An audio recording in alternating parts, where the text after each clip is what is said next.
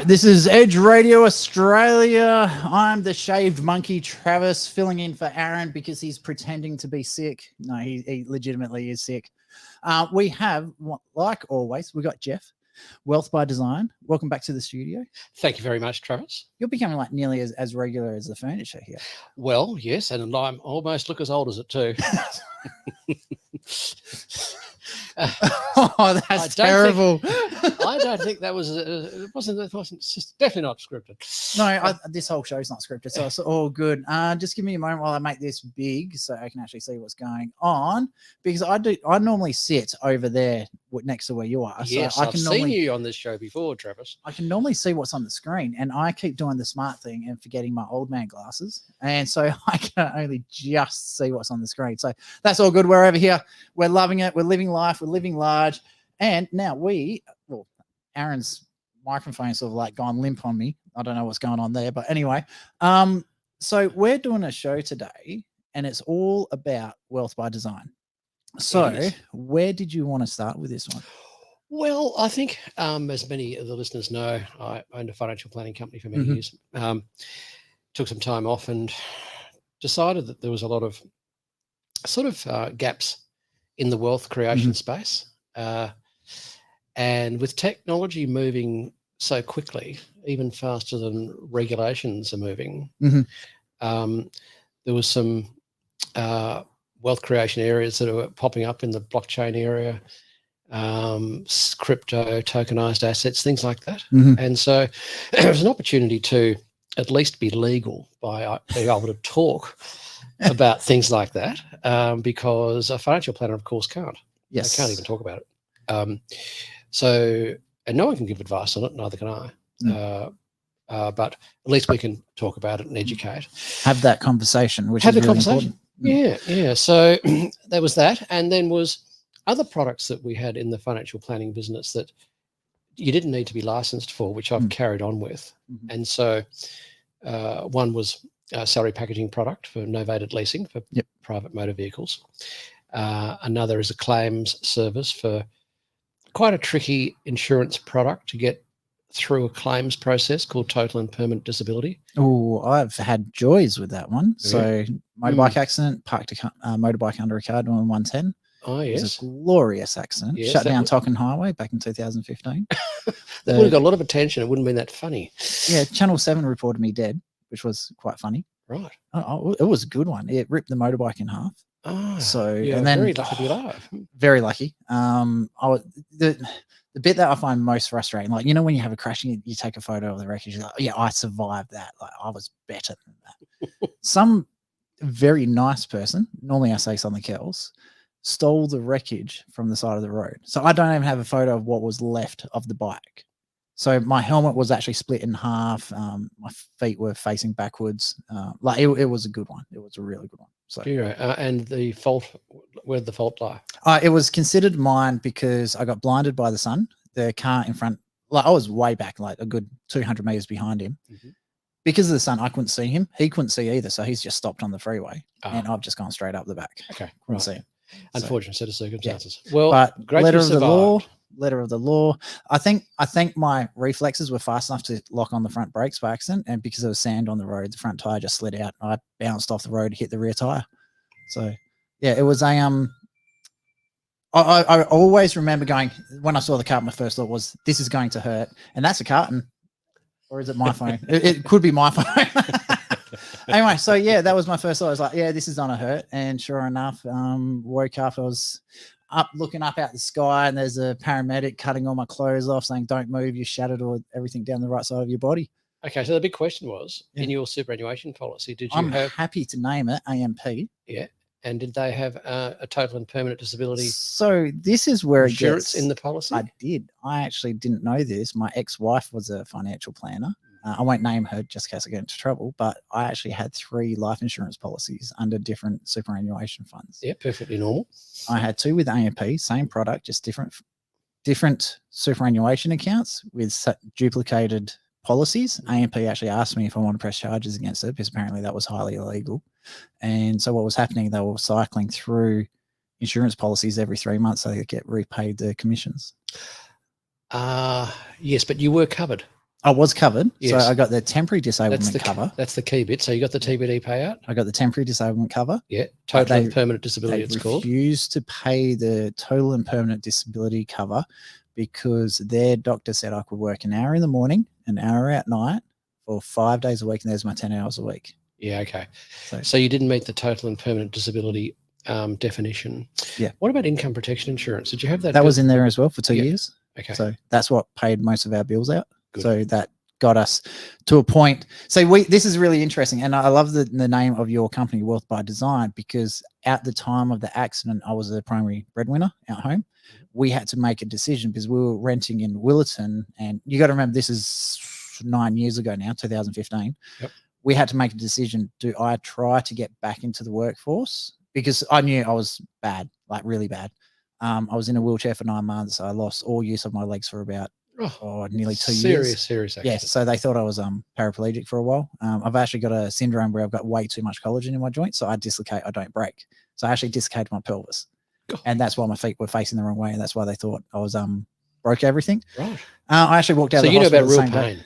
Oh, pain standard is a 4. I've been in the point where I've been in so much pain. I didn't even know I did this. I was actually smacking my head on the ground, knock myself out to get away from the pain. That's how bad it was at the height of it. This is where I reckon that would be more painful than having my rotator cuff repair.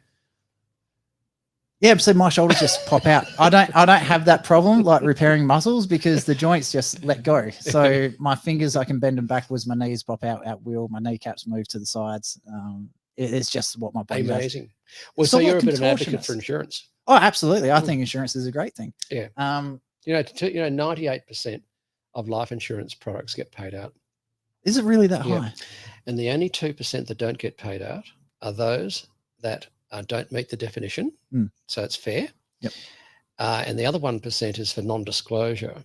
So, you're coughing out with emphysema and you've said you've never been a smoker. But of course, all your medical records have to be called up, including all of your Medicare records. And bingo, you were a smoker. Sorry. That's non-disclosure. Well, you don't get a payout. I can't blame the insurance companies for that. You've Definitely lied through your teeth. So so non-disclosure. If you tell fibs, you get called out, or it doesn't meet the definition. So, unlike general insurance, where did you get a payout for you because your fence gets blown over in a storm? You were accidentally leaning on it at the time. Yeah, flooding, all that sort of stuff. It's all a bit nebulous, but the life insurance industry is a fantastic one for paying out when it needs to be paid out. The other one I really liked about the life insurance, because I didn't have private life insurance, which you pay out yourself. All of this was done through my superannuation. So, and this is also another reason why I can't hate my ex-wife, is because without her, I wouldn't have had this. But it came out of my superannuation payment. So I didn't even see the payment. Yes, out. right. So it wasn't anything out of my weekly income. It was just there. Yeah, your super savings were paying the premiums. Correct. So you were paying it, but it wasn't coming out of your cash flow. Yeah. So, and I wouldn't have seen it until I was 65 anyway. So to me at the time, it's happy days. Like 60. For me, it worked really, really well. Yeah. But I did have to claim on it. So, but yeah, I was really upset with AMP's doctors. So that's where I was upset, because if you imply the definition that was in there was that you cannot return to your original form of work. And at the time I was doing airport security, airside security for the Virgin Pier as they were constructing it. Because I was on my feet for 12 hours a day. There's no way with the injury to my back that I could do that job. No. So by that definition, they should have paid it. But then their doctor said, no, you can work security for an hour in the morning, hour in the afternoon, and there's your 10 hours a week. So you're not permanently. However, just so you know, if it's inside super, the occupation definition is any occupation. And so, well, you can't work a job that's an hour at a time. Yeah. So any occupation. So when the doctor said you could do an hour here and an hour there, did give the insurance companies an opportunity to play hardball. Yep. But also, because my standard roster was 72 hours a week at the time, I was probably arguably one of the highest paid security guards in WA. So and it was a temporary contract. Once the Virgin Pier was constructed, obviously I wouldn't have a job anymore. So I think they didn't want to do a payout because that would have been very, very substantial. So yeah, so we got over 1 million $1,080,000 paid out 2 weeks ago. Yeah, 2 TPD claims, one for 200, one for 465, and then a backdated income protection policy for 400,000. Yep.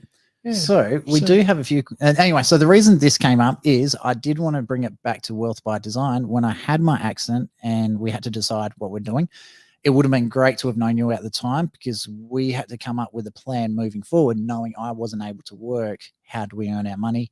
And the first thing we decided, we've got to cut back drastically on our spending. And so we went from a fairly nice area in Williston in WA down to Langford, which is like the ghetto of the ghettos. We went from like $550 a week rent down to $180 a week rent. And there was just a lot of things we had to modify our lifestyle. But knowing where we were going over the next 5 to 10 years was really, really important. So we had to make those decisions. So good on you. I really, really wish I knew you at that time. So we do Sounds like you did very well on your own without anyone's help. When you're on extremely high levels of tramadol, tramadol, Celebrex, pregabalin, Norseman patches, and Ventanol up the nose. Yeah, it was a great concoction of medication. You have a lot of time to think. So we do have, Taz.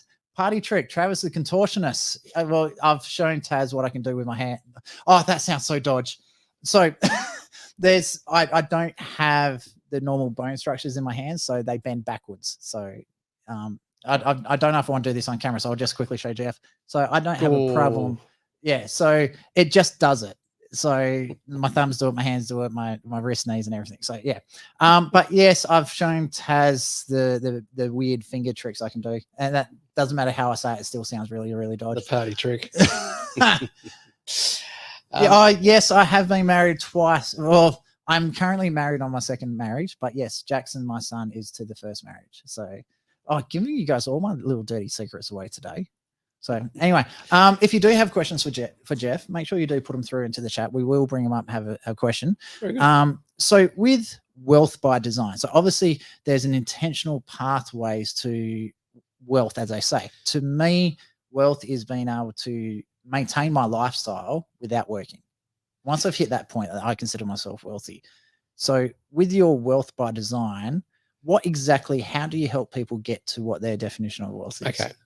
So firstly, we've got to make it clear we're not licensed financial advisors. Correct. And so a lot of our work is structural, educational, and placing people on the journey, if you like. So as soon as they need, in our opinion, they need a financial advisor, because we've had a lot of experience at knowing what a good advisor can do, because then we'll introduce these people to an advisor or a stockbroker or whoever we think is appropriate. So to answer your question, the first thing is really to lock down all of the goals and objectives and the financial data around an individual. Now, they're either salaried people or they're business people. If they're business people, they're very different from salaried people because they generate their income from their business. And so because we've always been involved in small business, if you're only making bare wages as a business owner, then you're not making enough profit to put aside for your retirement. One of the biggest problems with business people is that they pour all their money back into their business, thinking that their business is their super. And of course, at 45 to 50, they're going, this is all wrong. We need to start doing something because technology might be moving at a pace that will render their business unsaleable, or whatever. And so it may be that we can bring in a business coach or someone that can tweak a whole bunch of stuff within their business that needs to be done, like having someone to really come in and do the numbers for them, like get the cash flows organized, do proper forecasting. A lot of accountants, to their discredit, are simply historians. So they will just record the past. Here's your tax bill. Here's my bill. But a good accountant will go, righto, we need to meet in April and start knocking off everything we need to do for the rest of the financial year, but planning for the next financial year. And so a business person might need help in that area because they might have a dodgy accountant. I mean, I've just had one come to our website. They hit a little simple little button that said, I'm a business owner. I want to know how to offer a novated lease to a staff member. Tick. They put their details in. So I called that one back myself. And the short story was, well, this was a midwife that had worked in the public sector for a long time, gone out and set up her own business, and was doing quite well, and but was set up as a sole trader. So why is this the case? You know, there's a liability issue here. There's no flexibility in how you can pay yourself a salary. You say you want a car. Well, your business hasn't been going long enough in order to qualify under an ABN to get a loan for the business. And so that's no loan for the business. Yourself, you're a sole trader, so you're not an employee of any company, including your own, because you don't have one. But if you did have your own company and you were receiving pay slips, then you would qualify for novated lease through our setup. And she went, oh, really? Okay. So I think of the right accountant for this person. Her husband's a very high income earner in the oil and gas industry. They live on 5 acres. It's subdividable. So there's so many different things that could go on in there because their sole goal really is to move down to Margaret River in 15 years' time and live happily ever after. Oh, beautiful. That's what they want to do. And so both high income earners, like there'll be, you know, upwards of $500,000 worth of total revenue between the pair of them. Yeah. And so paying an enormous amount of tax. So we're going, well, paying more tax than what I earned. Yeah. And so they go, righto, well, there's a lot that can drop through the cracks if your structures are not right. And so we've just been around long enough to know, well, look, we're not an accountant, so we can't recommend a company, but we can recommend they should investigate it. Right.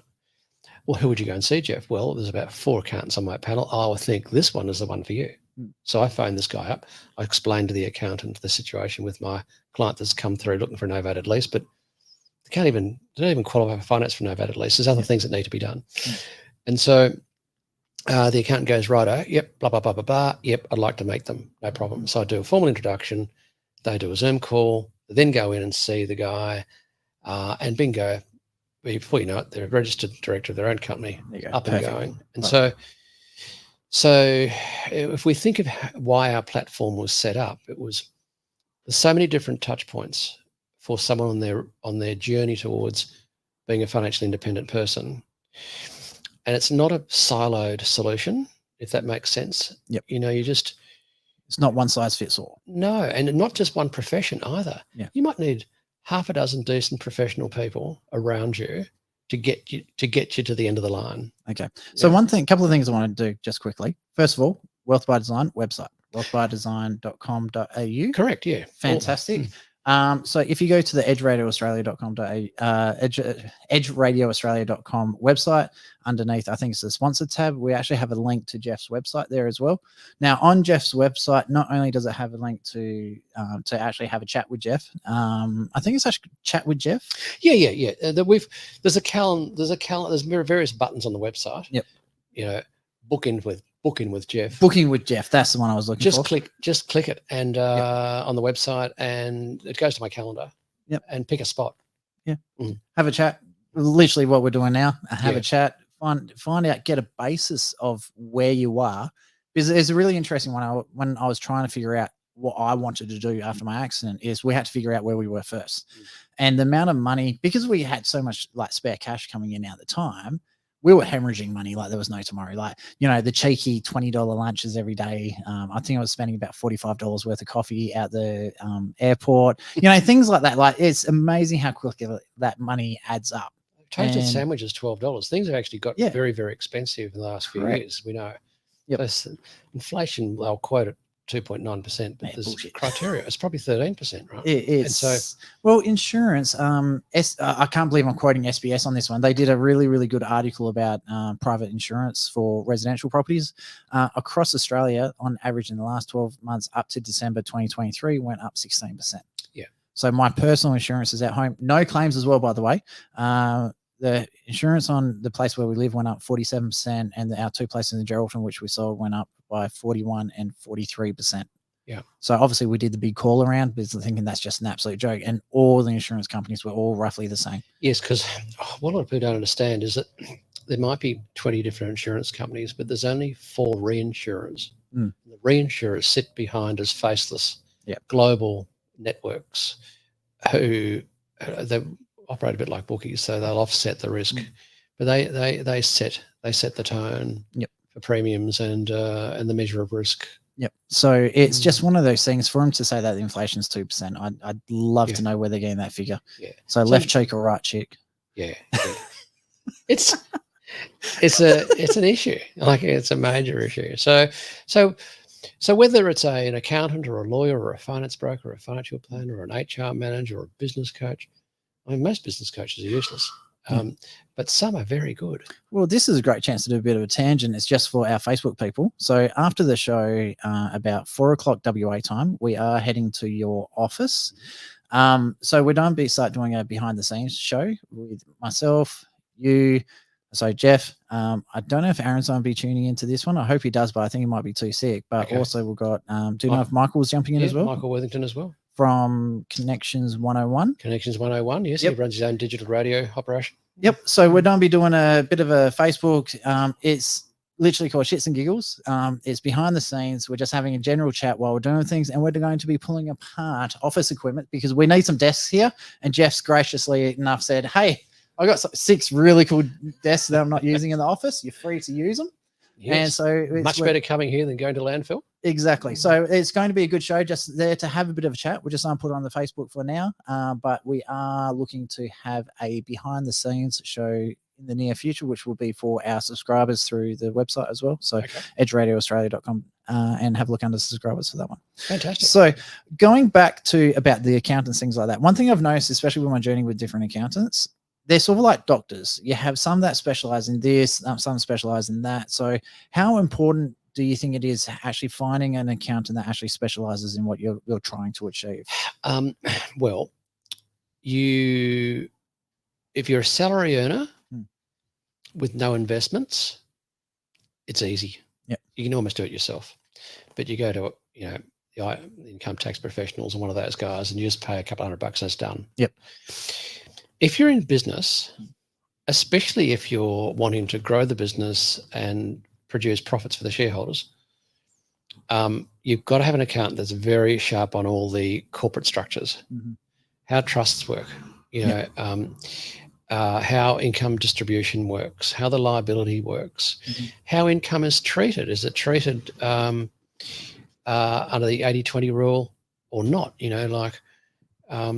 If a lot of contractors think that they can all of a sudden go and set their company up and contract themselves out to maybe the company that they're previously working for, like immediately contract themselves out, work for Woodside, now they're going to contract themselves out to Woodside. And they go, oh, you beauty, I can income split with my wife and rah, rah, rah. But no, you can't, because it's one employer. It's one source. Yep. Yeah. So you've got more than, you've got 80%, or more of your income coming from one source, which means you're still treated as an employee for income tax purposes. So things like that, and sometimes there's tricky ones where you might be receiving your income from one source, but hundreds of situations feed all that money into one source. So generally you've got to get a private ruling on that from the ATO and go, well, is it one or the other? See, this one might help, but this is a personal one that we had. So probably about 2 years ago, we started a cleaning business for the wife. So strata cleaning, going to different strata complexes and cleaning different complexes. So what was happening is, because the invoicing was going to the one strata manager, they were trying to say, no, that's private income. It's like, well, no, that's just sort of like an employment agent sort of thing. So with the ruling that we got, instead of invoicing the strata manager, we had to invoice the strata complexes, because the strata complexes are individual businesses. So because we're invoicing the complexes instead of the strata manager company, what happens is that then met the 80-20 rule. Yep, perfect. So just understanding the system that you're in and that you're Yes. applying for. And I think that's one of the reasons why having a really good account is really, really good. They're worth their weight in gold. They Exactly. really are. They help forward planning. They help with structure, and they help and they educate you. Especially with working with the structures that you have, because there's no point in having a structure and then trying to act like a self-employed, like a sole trader, because you just undefeat the purpose of having those structures. The other thing that I wanted to raise, and I forgot to do it earlier when you were talking about financial planning, when you're something like a financial planner, a licensed financial planner, you're actually licensed to certain products. So when you're not licensed, it gives you a lot more freedom on what you're able to actually do. Now, you can't personally tell them, like, you should do this, but you can say, oh, have you thought about looking at this? Totally. You can steer and guide and make recommendations to seek the advice from others, but we'll prepare our clients with a whole list of questions to go to their financial advisor with. Yep. You know, we have accountants come to us and go, look, we've got this novated lease quote through for one of our clients. We can't understand it. Can you help us understand it? Because they're deliberately structured in a way to make it difficult to understand. And because it's an unregulated product. I don't know whether you knew that, but I did actually. Yeah. And so, you won't even get the interest rate disclosed on these contracts. I was about to say that, because it's one of the only financial products where you don't have to actually disclose the interest rate or any associated fees and charges. So because it's classed as there's lots of other products that are the same. If it's a commercial unregulated product, there is no legal compliant requirement to disclose commissions, kickbacks, interest rates. It's amazing. And everything that you can add on top of it. So if it's a novated lease for servicing, tire maintenance, fuel consumption, all that sort of stuff. So not only are you paying the fuel prices, then you're also paying interest on top of the fuel price and stuff like that. So yeah. Don't get me wrong. I'm not trying to bag out novated leases. In the right position, I think they're absolutely phenomenal. Yep. But it's just one of those things you need to read the fine print. Yeah, and you just. Once again, it's about education. Where a novated lease is appropriate to save you lots of tax, it's very convenient. Everything gets paid through your payroll. You don't get this insurance bill halfway through the year, $1,500. Who's going to pay that? Or how are we going to pay for that? It's already done. Yep. And 80% of novated leasing people do another one. Like, they're so convenient. It's hugely popular for convenience and for tax savings. But it's not always exactly as good as it looks. And you just got to, we do the analysis and compare them. We go, right, well, here's an novated lease. Here's a chattel's mortgage. Like, well, because we can finance anything through our broker network. Once again, we're not finance brokers, but we aggregate brokers. So we've got a list of finance brokers that we refer the work to, and we just charge them a percentage of their commission. Yep. That's how we make a living out of it. And so, but why? So I saw something the other day which annoyed me a bit. The government, if you source this information from the government, they'll tell you roughly that the average Australian is going to retire on about 70 grand a year. And I thought, hang on a minute, there's more to this. And of course, what they don't talk about is that 50% of that, roughly 35 grand, right, is actually the old age pension. And so, so they're basically saying that the average Australian will only accumulate enough assets through their working life, through super or through other, investment properties or whatever, to provide a retirement income of around 35 to 40 grand. Yeah, and then the rest is topped up by pensions. The rest is topped up by pension, yeah. And so Wealth by Design really is a consortium of professionals that all run their own shows. I know all the owners. That's why they're invited onto my platform, because I know they're integrous and they're just got a great reputation. They've got good reviews. They've got clients that have dealt with them that I know. And so our ultimate goal, of course, with Wealth by Design is to get people to a financially independent state where they are not relying on government. Perfect. They don't want to be lining up at the dole office to go, well, half my lifestyle has to be funded by the taxpayer. Yep. I've always had this, and it annoys Aaron whenever I mention this one. I think Australia is a especially when you're talking about pensions. So obviously that comes from tax money. One of the greatest books I ever read personally was The Cash Flow Quadrant by Robert Kiyosaki. Just to understand, again, knowing where you're beginning and where you want to go, understanding where you actually sit is I found was the most crucial thing that I actually did. So that book really opened my eyes up. Yeah, it's a beauty. So I realized that I was an E sort of person, but one of the realizations I come to later on is that Australia is actually not only just a socialist government, it's also a capitalist country.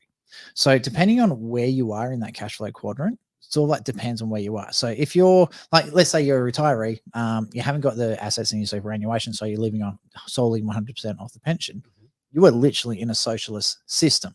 Totally. Likewise, if you're an employee, you're just working for someone else, you're a high income earner, so you're paying huge amounts of tax. Again, you're still in that socialist system. But if you're prepared to step out of that system, go see good accountants, get yourself structured up properly, you can actually step out of the socialist system and into the capitalist system where you can start making your money really work for yourself. Totally. So, and there's very good and honest, educated people that can steer you in the right direction. Correct. You know, I mean, and that's so hard to find. It is hard to find. And one of the biggest inhibitors is what I've referred to right through my planning days is crib room gossip. Because water cooler gossip as well.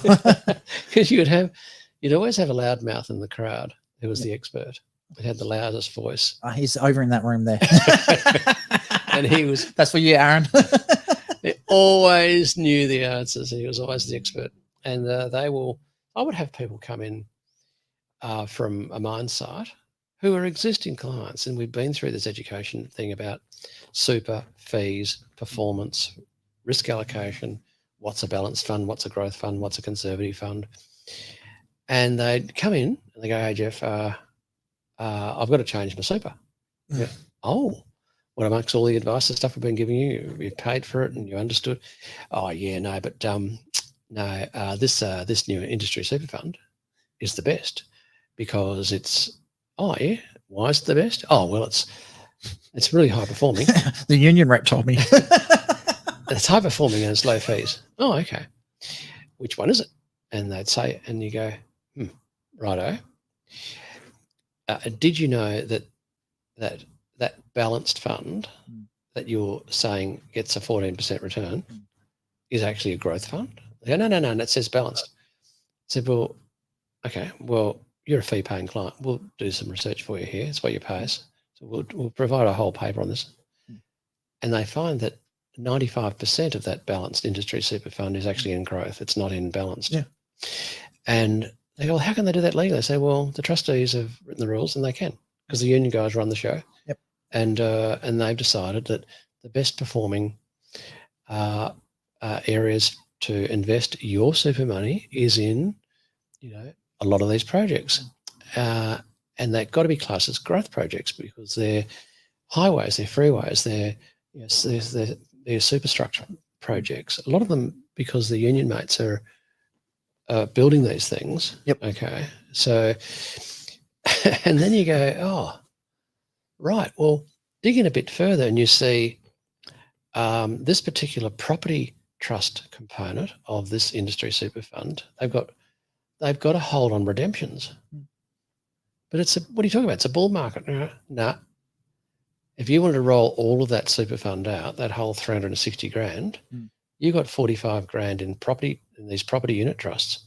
That has to stay there because it's not your money. Yeah. They've stopped you selling it down. Yeah.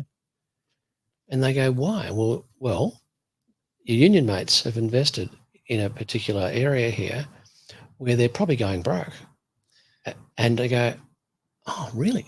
And so yes, so much you can just bring to people's attention. They can go and do their own research and say, oh, yeah, right, So the bit, and this is one of the reasons why I also think especially freedom of speech is so important. So what was probably happening is you've warned him about everything that's going on with his super. And then he'll go back to the cool room cooler and say, hey, I was talking to Jeff from Wealth by Design and he's pointed out this, and this.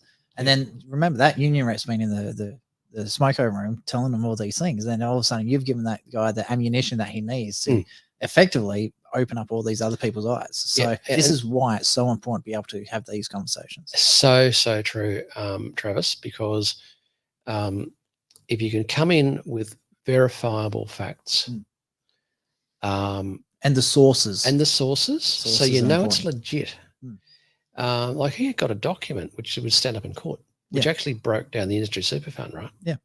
And you can't deny the facts. As the old saying goes, only a fool argues with facts. I thought it was only a fool argues with a fool. So I always love the one where they turn around and say, you don't argue with a fool.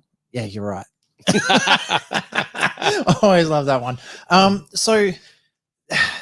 So with Wealth by Design, I just want to bring back to your business. You have all these people who can help, because obviously you're restricted on what you can and can't tell people. Absolutely. But you cannot give advice. Correct. So, but you can guide them in the right direction. So let's say there's someone like myself who's got my structures organized, found a really, really good accountant who's forward thinking, who's proactive, where I can just say, hey, look, I want to do this business. Go tell me the pros and cons and the risks, and then we'll make a structure to suit. Yep. So now I've got all my structures ready to go. I've got the contracts. I've got the income coming in and sort of like that. So from that point, you've got the money coming in. You've got yourself structured, set up properly. What is generally the next step from there? Well, we'd make sure that you were clear on your budgets, because you've got young children. There's a plan for education, obviously. There's different levels of education for kids that parents choose how that goes. So you're in a wealth accumulation phase, being young blokes, young children. Oh, I love that. Young bloke, 41. Yes. You're still young. My motorbike was my midlife crisis, so nearly the end of a life crisis, but yeah. But, wait long before you're 51. It'll go pretty quickly. Yeah. So you're sort of in the prime of your wealth accumulation phase, because you've still got young children, education, might have a bit of a mortgage, I don't know, but all those things need to be dealt with. So you say you're 41, which by the time you get to 61, nice round number, 20 years. If you break that down into 5-year blocks, there's things that need to be done. An investment program needs to be started in parallel to debt eradication. So one of the biggest mistakes a lot of people make is go, got to pay all my debt off first. Yes, maybe, but think about going to a specialist who might model this for you, a proper financial model, and you'll go, because he'll teach you about compound interest, and we'll go, if you throw everything at your debts will be paid off in 7 years. But if you were happy for the debt to be paid off in 10 years, then you could start your investment earlier, also at the same time, because the compound effect of starting your investment planning today, by the time you get to 61, you've got 20 years of compounding as opposed to 15. Correct. And the bulk of the compounding effects, it goes exponentially. So it kicks up at the end, right? So they're just little things that we'd say to someone like you.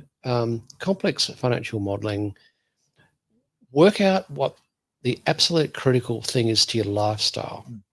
Because unless you're happy with your lifestyle, you're not going to be happy with anything, right? Yep. So if the family are happy, and the holidays and the lifestyle and where you live and the car you drive, the education you want for your children, if you're happy with all of that, then there's a benchmark. Most of our financial planning was built around lifestyle. We didn't go in for the bucks up front. It was all about, let's get the lifestyle bit. Figure out what you want, put a price tag to it, and then reverse. What's that going to cost for the next 5 years or 10 years? You go, because you might have to say, one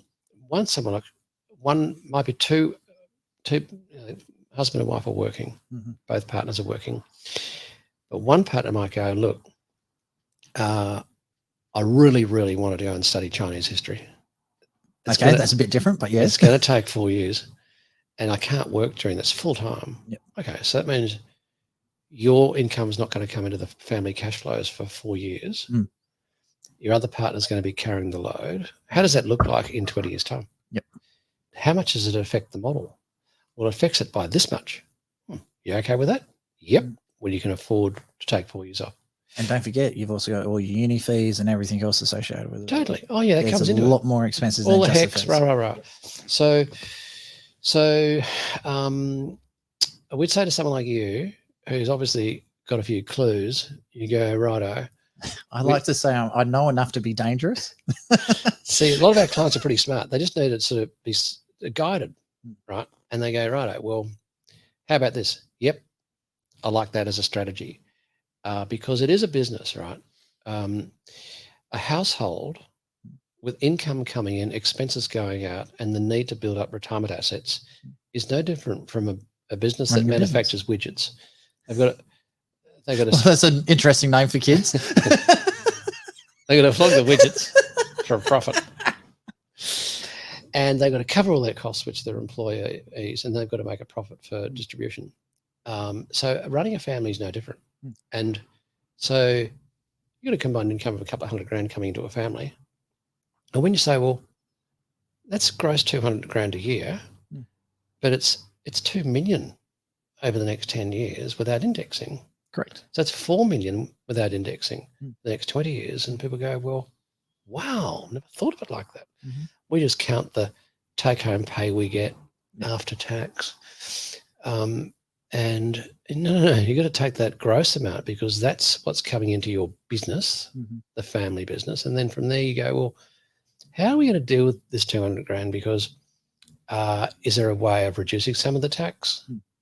Maybe. There's a legal way of minimising tax. Fabulous quote from Kerry Packer in those days. I would absolutely agree with that quote. Why wouldn't you? Because the way you're spending the money at the government, you wouldn't want to give you any more. And so, and then you can see you can see a 5-year plan or cash flow model. You can see a 5, 10, 20, 30. Because it's not just getting to the end of the line at retirement. It's getting to the end of the line at death. Yes. Because most people are living longer now. And so, here's one for you. When the first people that were to get superannuation were who? I think that was Mum's generation. So Mum's now. What about a class of employee? I'll help you, public servants. Yes, it was. So the governments were the first to pay super because they were the only ones that could afford it. And so when the first superannuation plan was sorted out for government employees, the payout for their retirement payout was a multiple, right, of an average of their last 2 years' worth of salary. And you won't know what it is because you're too young, but it was 7, right? It was 7. Do you know why? So in other words, if you're earning $100,000 and you're 65, the multiple was 7, so you got a pension worth $700,000. Okay. Yep. Right. Why was it 7? Because they anticipated that you'd live for 7 years after retirement. Spot on. Yeah. So you retire at 65 and you die at 72. Average life expectancy at the time. Yeah. Well, then it's 82. But it's in the mid-80s now. Yep. Yeah. And you speak to most people that you know who have got aging parents or grandparents, and they are mid-80s to early 90s. Yeah. And this is more of a trend. Advance in medical science, medication, improved education, nutrition, all these sort of things that are out there. And so you go, well, Jesus, I'm going to bloody pull the pin at 60, which is legally what you can. Don't get confused with self-funded retiree can get all their super at 60, okay, but at 67 if you're a male for the old age pension, it's different. Yep. Get confused. And so you go, righto, well, I'm going to retire at 60. I've got 30 years to plan for if I don't want to be lining up at the dole office for support from from the pension, especially with the current government that's running out of money. Yeah, so I thought I'd throw that one in for you. It's 7 multiple. That's interesting because there's no way in hell that ever don't give you a 30 multiple. Oh wow! But the one thing I am noticing, and I'll openly admit this, with Luana and I, because obviously she's Vietnamese, our retirement plan is actually to pay off our home. Obviously, have other assets as well. Like for us, we don't like the idea of putting everything in one basket. So we're at the point now where we can actually buy multiple different things. So we've got a few shares in companies. I do options trading as well. Obviously, the house, we'll build a granny flat in the backyard as an extra rental income. But we will retire into Vietnam. So this is not sound really arrogant, but with what we own already, we could actually retire now in Vietnam without a pension. Yep. Yeah, but again, that's where, you know, $400 a month pays for absolutely everything. Where in Australia, like, you know, $8,000 a month to pay for everything. So So yeah. Well, that's for you and your wife. What about young children? Are they So- better off being educated here or in Vietnam? to be honest with you, Vietnam. Yeah. Okay. Yeah, we actually homeschooled them. We homeschooled the kids, and we actually sent them to Vietnam for schooling for 3 months. And they learnt more in Vietnam in 3 months than what they learned in a year in the Australian education Yeah. system. That's Vietnam's schooling system is insanely awesome. That doesn't surprise me. Yeah. I've been to Vietnam 3 times. I love it up there. They're Yeah. switched on.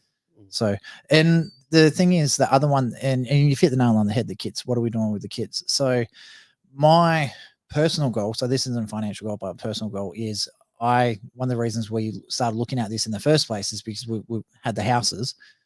The Greens are getting a lot more power in Australia, and Adam Band, the leader of the Greens, is an absolute diehard supporter of a inheritance tax. Yep. So, if, for Which will attack example, the family home. correct. Yep. So, if let's say, heaven forbid, Luan and myself fall off the perch, it's a 50% tax. So, our house is south of the river, it's near Armidale. So, according to realestate.com.au, our house is worth about $700,000. So, assuming we survive the next 10 years, increase in values, let's say the house is worth $1 million. If we were to pass on and the house goes to the girls, they would have to come up with $500,000 just to keep the family home. And I don't know many people with a spare $500,000 sitting in the bank. So in that situation, I really, really hate it. By actually having the house under a structure instead of under our personal names, if we do pass away, we can actually just change the directors of the business, and the business itself owns the property. So inheritance tax wouldn't come into play. Mm-hmm. So there's a lot of reasonings why having a really good accountant who can forward see, you know, not just like next year, but, you know, 10, 20, 30 years in the future to plan not only what's going on financially, what's going on structurally, but also having an idea what's going on politically as well. So you got to remember, politics sets the rules for everything. Yeah, absolutely. So yeah, true. So another education failing is actually superannuation, because it's been. I'll admit I'm one of the, I don't know enough about super. Yeah. So don't ever listen to me when I say, oh, you should do this with your superannuation. Just don't listen. Give Jeff a call. Don't call me. Yes, call us. We can give you some education and training on that. Fundamental problem with super, it's always been sold as a product and never explained as a tax structure. I tried doing the self-managed super fund. This is at the height of after my accident, trying to figure out how we can do things. And I did explore the self-managed super funds, and I'll openly admit I failed miserably with that one. So yeah, I definitely suck when it comes to self-managed super funds. And I'm not necessarily just talking about self-managed super, it's like super period. If Yeah. you've got a good public offer fund, you don't need a self-managed super fund. Yep. In many cases, they're not necessary. Just understand the rules of super. Yeah. And that's the thing. That's my failing. I didn't understand the rules, and I tried to do something without understanding it. I don't think we lost money on it. It's just we didn't make money, and because of it, especially when it comes to self-managed super funds, if you fail at once, you generally don't get another shot at it. So, and to be honest with you, I'm not interested in trying it again. So with our super, we just leave it in a managed fund. But we're getting to the point where it's going to start coming back into play shortly. So probably about 18 months. So at the moment, we're starting a new strata business. So that will be getting advertised soon. I'll tell you guys that in the future. Yes, that's exciting. It's very exciting. So Macquarie's just come to the party with bank accounts, which is really good. So hopefully within the next 3 months or so, that super is coming back into play for us. So excellent. Oh well, there's lots of infilling going on. So there'll be more strata requirements for strata company managers, I would have thought. So according to the SEA, I did one of those SEA courses, and they were saying that they're 500 strata managers short in WA alone. Crikey. Yeah, so it's a huge shortage. There's a lot of cowboys in there. There's been a lot of changes in the regulations. So a lot of the cowboys are getting out of the industry because the fines, the shortcuts that they were taking are now being closed. A lot of the loopholes have been closed. Right. So it's a lot more regulated industry. Personally, I actually don't mind the strata in the housing industry being regulated, because you got people living together on top of each other's laps. You need to have very, very solid fixed rules in that sort of situation, especially for conflict resolution. Yes. And a lot of that conflict resolution wasn't there. And so I actually really support this. Is one of the few times where I think the government should be getting involved in things as an umpire. but yeah, it is. I'm actually really looking forward to it because no 2 days have ever been the same doing strata management. So I thoroughly enjoy the industry. Yeah, that's great. I'm just weird with that one, but it's a very necessary one. It's a very big growth industry at the moment as well. So yeah, well done. Good on you. So super though. Well, we might have to think in terms of having a strata management expert tile on our Wealth by Design platform. Ooh, we might have we'll be in talks. We Jeff. might have a few clients for you. let me get all the structures set up first again. So I know the rules behind it all and all that sort of stuff, but because it is such a regulated industry, you need to know your rules. You need to know what you can and can't do. And also on the accounting and bookkeeping side of things, you need to be absolute Mickey Mouse. It's so dangerous if you're not. So just give me a chance to get that sorted out first. Make sure we got everything set up properly. I'll wait to hear from you. Yeah, definitely. Oh, every Tuesday you'll hear from me. No. But now let's say, so we've been running through the Wealth by Design, obviously Wealth by Design. So we've got setting up your structures first, figuring out where you've started, where you want to go, and now we're into the superannuation side of things. Yep. Because we've only got about 6 minutes left to go. What final key points that you can think of that is really, really important that people generally don't really think about? So we've also touched on education as well. Obviously, we can go to wealthbydesign.com.au to find any information they need. They can book a meeting with you through there. What other little gold mines or nuggets of hints of truths that people need to know before going down this journey? Okay, well, wealth creation is about building up assets, right? That ultimately will provide income when your income stops. Yep. And we know where most of the world's wealth is. It's in 4 asset classes: gold, cash, fixed interest investments, which are bonds and term deposits. So they're called defensive assets. Yep. Shares and property. So if you look at the 500 trillion of investable assets globally. Isn't that much? Yep. Look, it's between 450 and 500 trillion. That's how much it gets varied. Just a little bit of pocket change. Absolutely. And so you mentioned gold. The market cap for gold is 17 trillion. So 17 into 500. It's an important asset class. But an emerging one is the tokenization of assets, the real world assets. Yeah. And some of the genuine use case cryptos. Yep. Because some of those crypto use case coins really are software businesses when you really think of them, what they do. Okay. So sorry to jump in here, but you say use case cryptos. Use case, yeah. So is that like the Bitcoins? Yeah, so what's the use case of Bitcoin? It's storing assets. It's a storage of wealth. Yep. Okay. It would be referred to as, many cases, digital gold. Yep. There is no doubt in my mind that Bitcoin currently is 51% of the total crypto market cap of 2.4 trillion. Yep. And so there's no doubt in my mind it will match gold within 10 years. I've always considered crypto to be, because my personal belief, there's so many countries pushing the digital currency. So my personal belief, don't ask me to give you evidence on this one because I just don't have it. This is just a gut feeling that crypto is actually going to end up being the cash of the digital current. I think digital it will. world. Yeah. Especially what do they call it? Non-centralized. How you've got centralized coins and then decentralized coins. Decentralized, yeah. I think the decentralized coins are going to end up. Well, being Bitcoin is a classic case of that. It's decentralized. Yeah, and so it is. It's one of the great new wonders of the world, I think, Bitcoin. And now it's got a track record, right? Yep. So you could go, well, what's the average return for BHP for the last 5 years? Oh, about 10%, including dividends. Yep. What's the average return for Bitcoin? 45%. Way more. 45%. 45.6. There you go. Yeah. So what's the average return for BHP for 10 years? Oh, about 10%. Add back some franking credits a bit more. What's the average return for Bitcoin in the last 10 years? Do you know? Oh, I'm doing guesses in the hundreds. 65.4%. Really, that lot? Yeah. I thought it'd be a lot higher because you've gone from like $2 a Bitcoin. So I used to play computer games where you could actually earn Bitcoins inside computer games. Yeah. So I've got a Bitcoin wallet inside a computer game, but I don't know my code to get in. I know.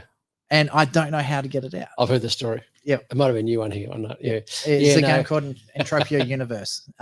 So it's still around today. I can still log in. I can still see the money there, but I can't get it out. Yes. So, anyway, I was playing with something a while ago, and it was $250, and I reckon it was like 15 years ago, like right at the very, very start. I'd hate to think what it's worth. I don't want to think about it. It was only $250, but it was like it was an enormous amount of Bitcoin. I was watching one of the original, another computer game, League of Legends. They did a when they first came into the esports, like the World Series. So first prize in one of these tournaments was $250. Second prize was 5 Bitcoin, and third prize was 1 Bitcoin. So yeah, it's just seeing like where Bitcoin has come from to now, it's phenomenal. So when you said, what do you think the average return was over the last 10 years? That's why I thought in the hundreds, because like you're looking at $2 a coin to $100,000 a coin. To but if you're diversifying, right? So we have clients bowl in with $1 million, and they go, well, I think I need some of these digital assets, and you have a discussion around what percentage of the total pool you want to dedicate towards alternative assets, of which Bitcoin can form part of that. So you go, well, and they will tell you, oh no, we've said 5%, discussed it with the wife, it's 5%. So that's 50 grand. Okay. So the next thing is to put it on a safe platform with full custody.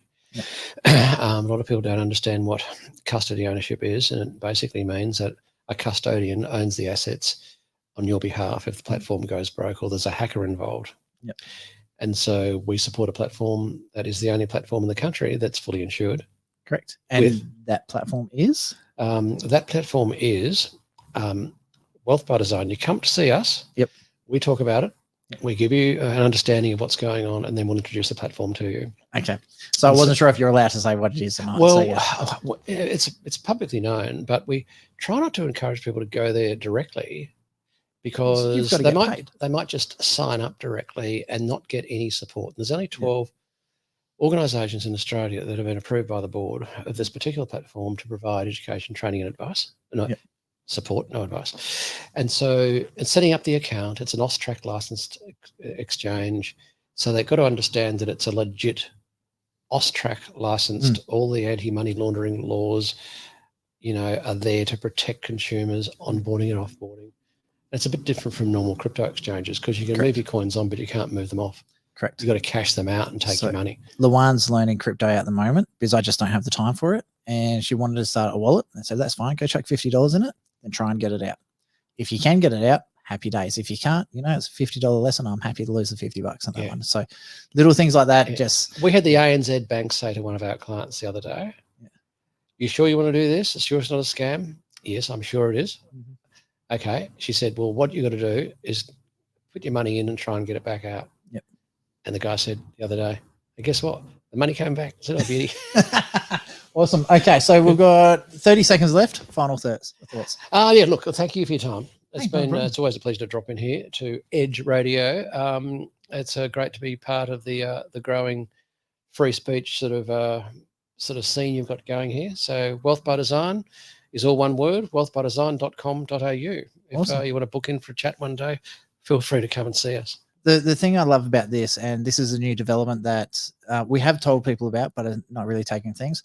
We actually now have a FM broadcasting license based out of East Perth. So we are in the process of finding an antenna location, but we are no longer alternative media. We're out part of the established media now, which is even better. So, which is great. And I don't know if you can see it on the screen at the front. The new episode of The Light newspapers come out as well, so please do look it up. There's Wealth by Design, it's advertising in there, and there's a great article about Aaron from Edge Radio in there as well. So with 40 seconds to go, which is awesome, and I've lost the mouse. There it is. This has been Wealth by Design with Jeff. Make sure you look him up, and we are now going to go back to the regular, what they call it, regular broadcasting. All right, thanks Jeff, and we'll see you next week. Thank you, Travis.